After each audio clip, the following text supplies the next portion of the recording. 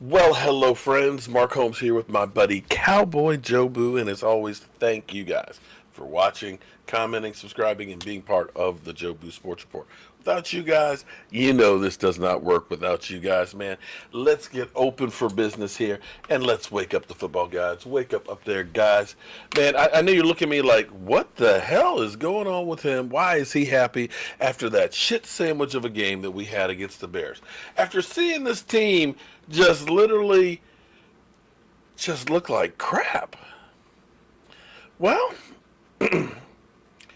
apparently Lincoln Riley and the Cowboys have had some little discussions I'm hearing, okay? You know, Jane Slater reported that the Cowboys have a big interest in him, as well as Lincoln Riley and stuff. And Urban Meyer, did I get it backwards? Did I get that backwards?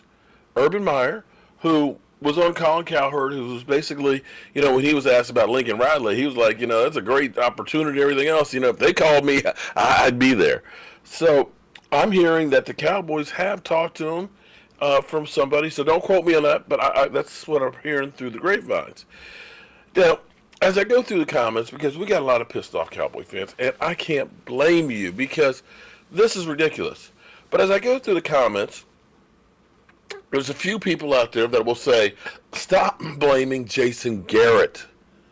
It's the players. It's not the talent. You don't have talent. Your players suck, man. You know, to me, this is kind of like a deja vu moment.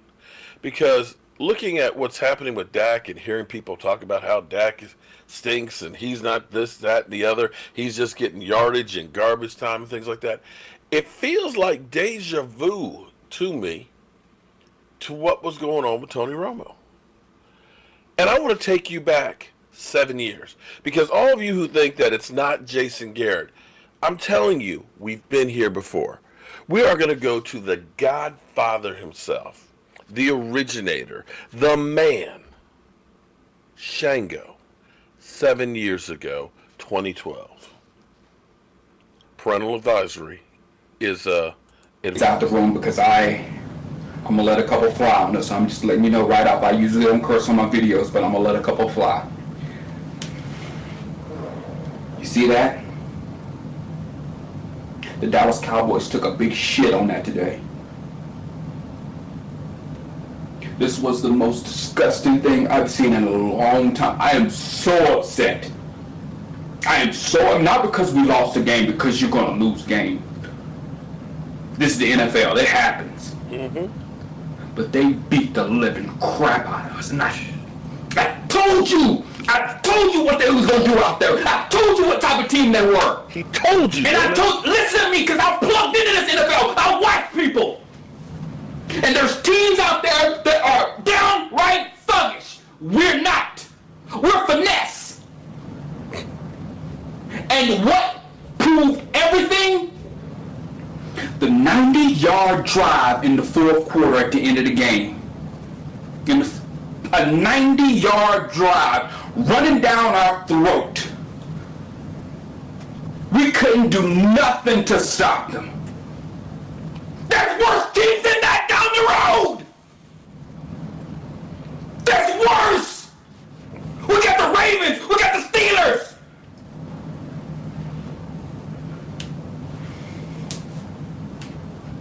Des Bryant. We're not putting up with your bullshit. We're not putting up with your bullshit for you to do performances like you did out there tonight.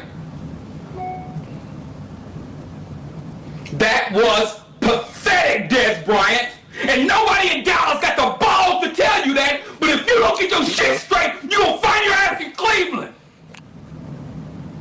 At best. At best. Ask Odell about that. This was pathetic. It was embarrassing. It was one of the worst performances I've seen in my life. I couldn't sleep last night because I felt this shit coming because we were walking around like we're the shit. We beat the damn world champs. We're good. Oh, cocky. walked into the worst, most pathetic performance I've seen in the last 3, 4, 5 years. Thank you, Shango. I remember that game like it was yesterday because, see, the first game that the guy over here who doesn't want to be known who he is because he's a Cowboy fan wearing the bag over his head, we were in New York for that Super Bowl party, that season opener, where the Dallas Cowboys came through and they beat the New York Giants coming off the Super Bowl and were flying high. And see, this is back where the things that Jason Garrett has make no sense. Every time we have won the first game of the season under Jason Garrett, we lose. We don't make the playoffs, which is backwards. And I hate to say it, but we won our first game this year. But I remember because I was at that game in Seattle. That game was when Sean Lee, by Golden Tate, Sean Lee was chasing. He's looking, he's turning, and right as he turned, Golden Tate hit him right smack dab in the helmet, and it was just like Sean Lee was here and Sean Lee was there. And I remember that stadium being like a freaking jet engine in there. The way the crowd was going off. I was sitting next to my wife and I am yelling, hands closed at her, and she can't hear me. That young Seattle Seahawks team literally kicked our ass, right? Now, mind you, this is Russell Wilson's second NFL game.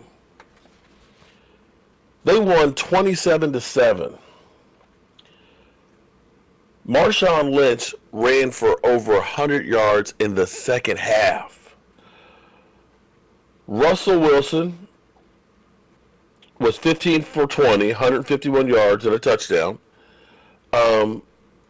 Most importantly, he made good decisions with the football. Was a big moment after turning over the ball twice in week 1. So his second start. Tony Romo, 23 of 40, thrown for 251 yards in that environment and a touchdown, but he threw an interception and fumbled once. And it was a sloppy game for the Cowboys. Felix Jones lost a fumble, and special teams allowed a blocked punt that ended up being returned for a touchdown. So here we sit, 7 years later. Everything that happened in that game happened to the Dallas Cowboys. Shango's 100% right. He's 100. Soft. You got gutted on the run. You let them literally take a shit on the star. You let a rookie quarterback look good and get a victory, and your special teams allowed a punt block. Now, we always hear Jason Garrett talk about, we're going to study the film, we're going to learn from this, and we're going to get better.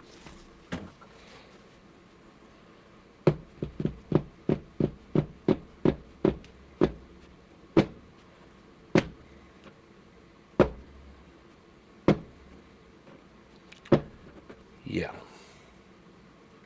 So, I'm happy that maybe, just maybe, Jerry Jones and Stephen Jones have woken up to the idea that it's time to move on from Jason Garrett.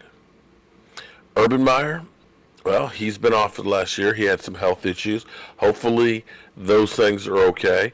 The Dallas Cowboys, from what I'm being told that they definitely like what they have. They've had some preliminary talks with him indirectly. They do like Lincoln Riley, although I've heard some people say that Lincoln Riley may not be interested in coaching the Cowboys.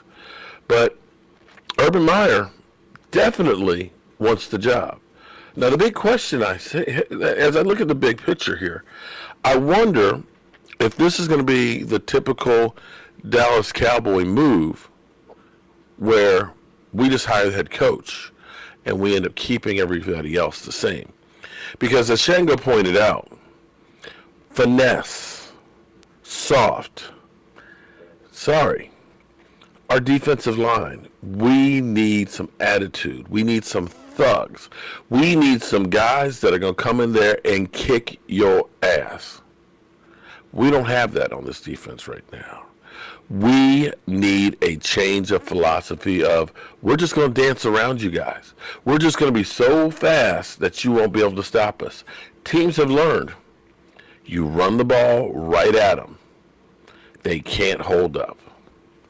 So, again, Cowboys are interested in Urban Meyer, and Urban Meyer is interested in the Dallas Cowboys. I'd like to know what's your thoughts on that. Do you like that idea? Could it be a winner? Or is it just more of the blogosphere? I'm Mark Holmes, and I'm hoping you're having a great Saturday night, and I'll see you guys soon.